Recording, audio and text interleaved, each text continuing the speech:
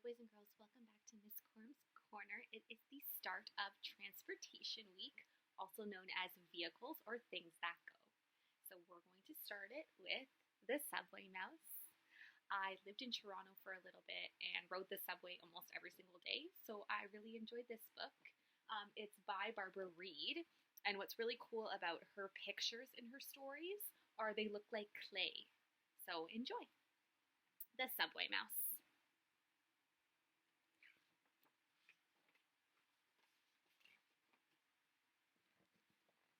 Nib was a subway mouse.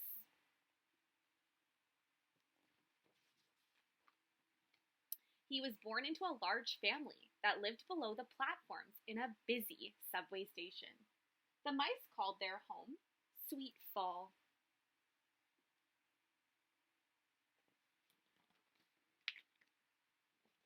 While the trains thundered overhead, the grown-up mice gathered food. When the trains rested, they came home to their nests. In the quiet, old mice told stories about Tunnel's End, a dangerous, roofless world with mouse-eating monsters. But Tunnel's End was also beautiful. The air was sweet. A brave mouse could find the tastiest foods and the softest nests. Story time was Nib's favorite time of the day.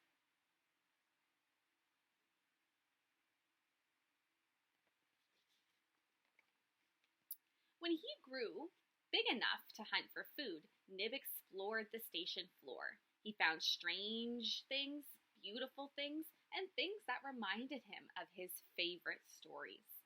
He started to bring these things home. "Your garbage is crowding our babies," the mothers complained. "Your babies are nibbling at my stuff," Nib answered. Then he had an idea.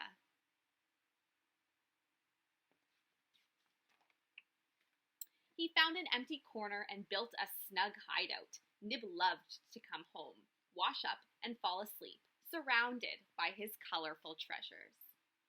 He traveled to Tunnel's End in his dreams.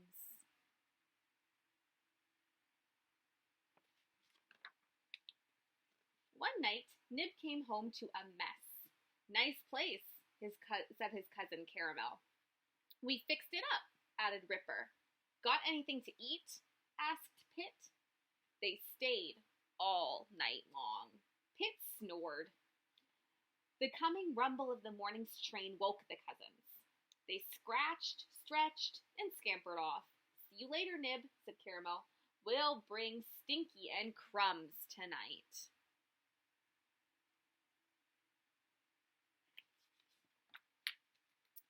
A train pounded into the station in a cloud of dust. The brakes screamed. "Another noisy day," thought Nib. "Another noisy, dirty, dull, gray day." With a warning hiss, the train tore out of the station. Whoosh! A gust of wind snatched up the pieces of Nib's ruined nest.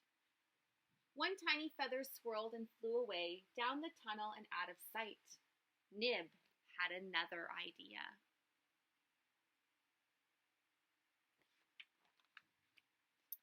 "Goodbye." He trotted past his cousins. "You can have my nest. I'm going to Tunnel's End." "You'll starve," said Pit. "You'll be gobbled up," said Ripper. Carmel sniffed. "Tunnel's End? That's just an old mouse tale." The next train drowned out their laughter. Nib counted 5 trains before he looked back. He had never been this far from home.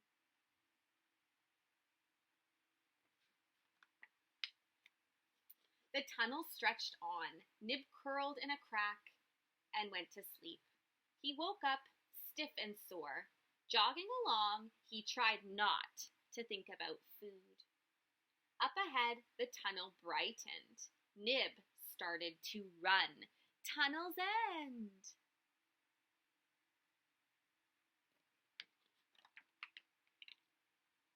Reaching the light, Nib blinked. Was he back home?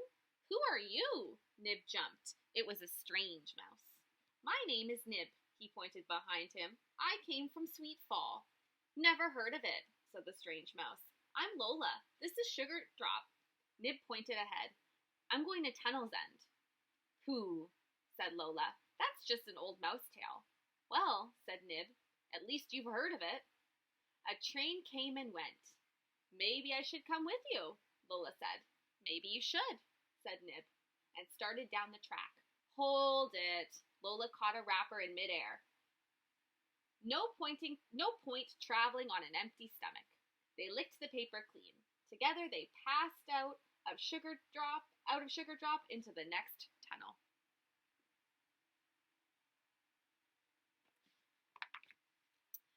Many trains later, the mice reached another station. Nib saw Jellybean and pounced. Drop it. A big mouse blocked their path. 2 others stepped out from behind him. Run, squeaked Lola. Dodging and darting, they ran the length of the station, with the gang snapping at their tails. They were far into the next tunnel before the cries of, "Stop, thief!" died out. Nib still had the Jellybean, but there was no turning back now.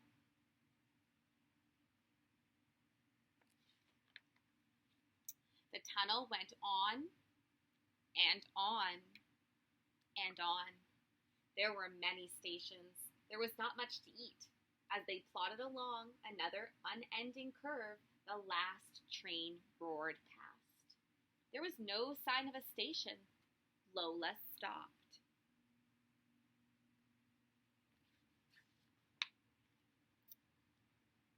I'm worn thin, I'm hungry and thirsty, and I need to rest in a nest. I quit. There's nothing here, said Nib. We have to go on. I won't, said Lola. Look, I'm making a nest. She plucked a feather from under the rail. Nib knew it at once. That's mine. He grabbed for it. Finders keepers, said Lola, and she sat on it.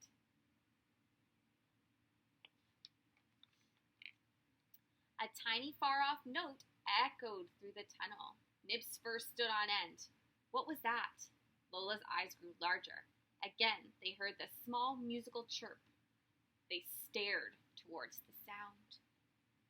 As they rounded the corner, a light breeze brushed past their whiskers. Sighed Lola. Sweet. More voices joined the song. The tunnel widened to a soft light.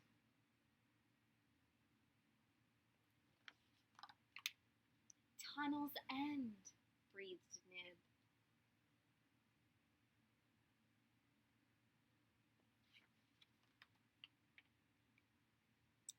Come on. Lola dove into the forest of wet grass. Nib chased after her.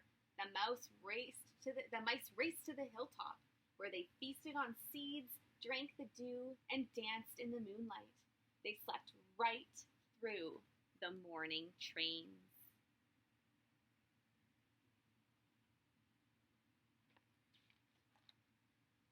Tunnel's End was more dangerous than Nib had imagined. It was also more beautiful than he had dreamed.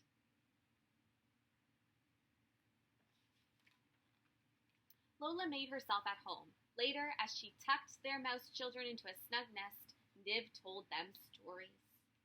It was their favorite time of day.